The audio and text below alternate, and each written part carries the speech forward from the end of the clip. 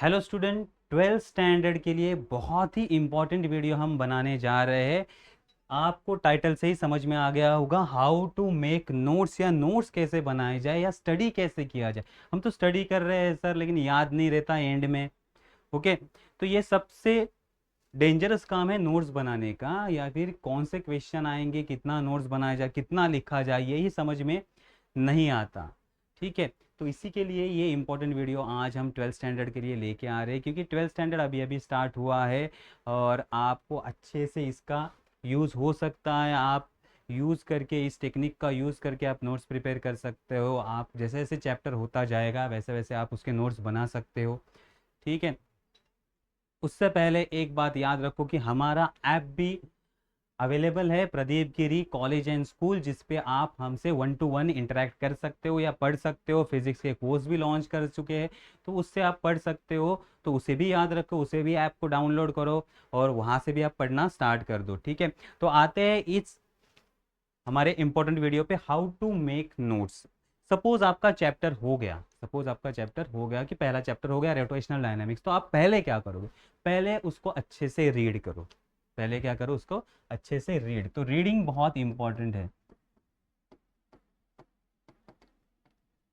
Okay, अब आपने reading कर दिया, आपको पता है कि टॉपिक कौन से इसमें है, कौन से टॉपिक है, कहाँ है पेज में नंबर, या फिर कौन से पेज पे है। तो टॉपिक आपको पता चल गया कि रोटेशनल डायनामिक्स में इतने सारे टॉपिक्स है।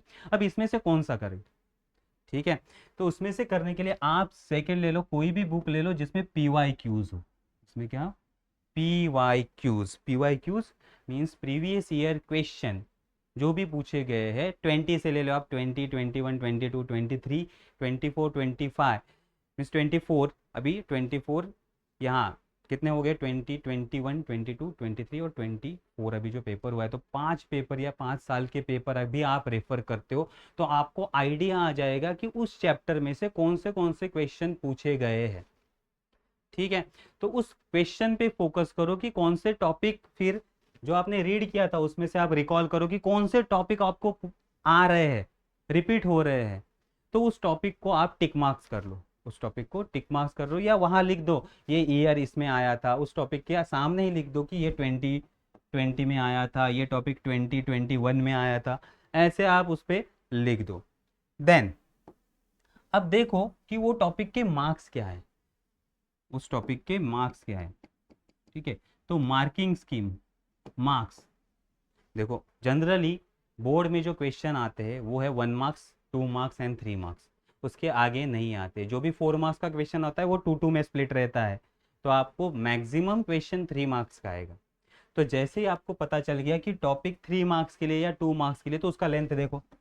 अगर बहुत बड़ा है तो उसको शॉर्ट करने की कोशिश करनी है हमें। उसमें से मेन पॉइंट को अंडरलाइन करो, मेन पॉइंट को अंडरलाइन करो कि इतने ही पॉइंट मुझे लिखने हैं बोर्ड में, क्योंकि बोर्ड में क्वेश्चन कितने मार्क्स के लिए आ रहा है? 2 मार्क्स के लिए, और आप लिख रहे हैं 3 पेज, मिलेंगे कितने? 2 मार्क्स। कुछ यूज ही नहीं है, टाइम वेस्ट है। तो 2 मार्क्स का क्वेश्चन आप 3 पेज लिख रहे हो, तो आप टाइम वेस्ट कर रहे हो। तो उससे अच्छा क्या करो आप, उसके जो मेन की पॉइंट है उसको, या फिर मेन पॉइंट से उसको अंडरलाइन कर लो। तो मेन पॉइंट को आप अंडरलाइन करोगे तो कितने मार्क्स के वो आपने स्टडी कर लिया। देन बुक में आप क्या करोगे? मेन पॉइंट को underline, select main point,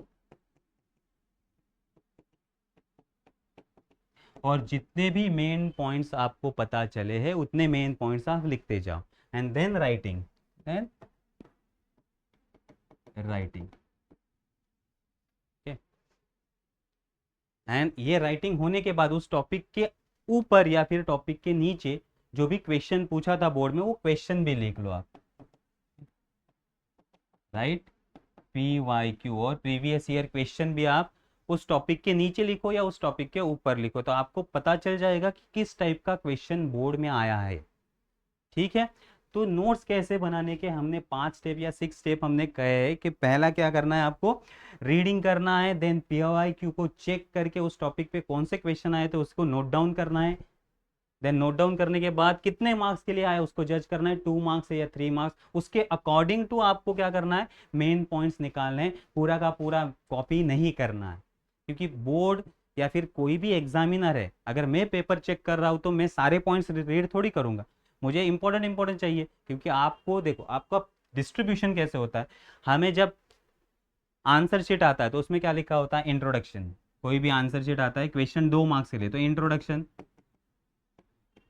half marks, diagram half marks, then जो भी होगा डेरिवेशन में से मेन पॉइंट उसको half marks, and final answer half marks, 2 marks हो गए। तो इंट्रोडक्शन हाफ मार्क्स के लिए या फिर एक्सप्लेनेशन हाफ मार्क्स के लिए, तो हाफ मार्क्स के लिए आप बहुत ज़्यादा एक्सप्लेनेशन तो नहीं कर सकते, तो छोटे छोटे पॉइंट में आप एक्सप्लेनेशन करो, ठीक है। डायग्राम अगर होगा तो डायग्राम का हाफ मार्क्स मिल जाता है आपको, कभी कभी डायग्राम 1 मार्क्स के लिए भी होता है, अगर उसमें ही एक्सप्लेनेशन हो या उसमें ही आप सारा नोट डाउन कर रहे हो, इंपॉर्टेंट टॉपिक उसमें ही लिख रहे हो, तो इस तरह से डिस्ट्रीब्यूशन होता है। तो डिस्ट्रीब्यूशन को समझो, तो नहीं तो आपको पेपर लेंदी लगेगा। तो ये समझ में आ गया, मार्क्स के हिसाब से आप मेन पॉइंट सिलेक्ट करो एंड देन उसे राइट करो, एंड देन उसके ऊपर या नीचे PYQs लिख दो, एंड देन उसके नीचे आप लास्ट वाला इंपॉर्टेंट पॉइंट जो हमने डेरिवेशन में लास्ट वाला जो वीडियो बनाया उसमें हमने कहा था कि छोटे छोटे स्टेप याद रखने हैं, छोटे स्टेप याद रखने। पूरा बड़ा डेरिवेशन में की वर्ड्स होते या की पॉइंट्स होते, तो एक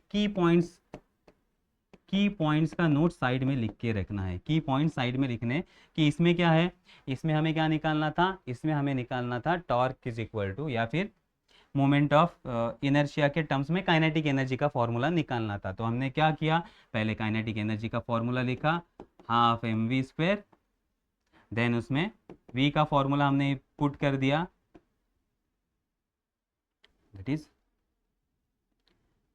r² ω², and then E is equal to क्या आया, then E is equal to हमारा आया हाफ I ω²। बस ये 3 स्टेप है, ये हो गया आपके की पॉइंट्स का नोट्स। तो पहले बड़ा वाला नोट्स बनाया, उसके नीचे अपने की पॉइंट्स लिख के रख दे कि ये छोटे छोटे स्टेप है जिससे ये पूरा डेरिवेशन डिपेंड करता है। तो नोट्स कैसे बनाना है समझ में आ गया। तो इस स्टेप से अगर आप जाओगे, रीडिंग लेंगे, देन क्वेश्चन का भी स्टडी करोगे, क्वेश्चन का स्टडी करके मार्क्स कितने मार्क्स के लिए हमें लिखना है, लेंथ उसका बड़ा होना चाहिए छोटा होना चाहिए, वो आपको समझ में आ जाएगा उसकी वजह से। नहीं तो बहुत ज़्यादा लिखते बैठोगे तो टाइम वेस्ट है, पेपर कंप्लीट ही नहीं होगा। देन मेन पॉइंट कौन से वो आपको समझ में आना चाहिए, क्योंकि बुक में डिटेल में दिया रहता है, इतना डिटेल एग्जाम में नहीं चाहिए, तो वो याद रखो। देन राइटिंग करो, राइटिंग प्रैक्टिस भी आपका हो जाएगा, क्वेश्चन भी आपको याद रहेगा राइटिंग से, एंड देन क्वेश्चन भी समझ में आ जाएंगे और शॉर्ट आपने पॉइंट भी निकाले जिसकी वजह से आप उसको रिकॉल कर सकते हो वापस। तो ये समझ में आ गया। तो ऐसे इजी स्टेप से आप नोट्स बनाओ, क्योंकि अभी आपके लिए बहुत टाइम है। तो यहाँ हम हमारा ये टॉपिक खत्म करते हैं, नेक्स्ट स्ट्रेटेजी के साथ हम मिलेंगे नेक्स्ट वीडियो में, तब तक के लिए बाय बाय।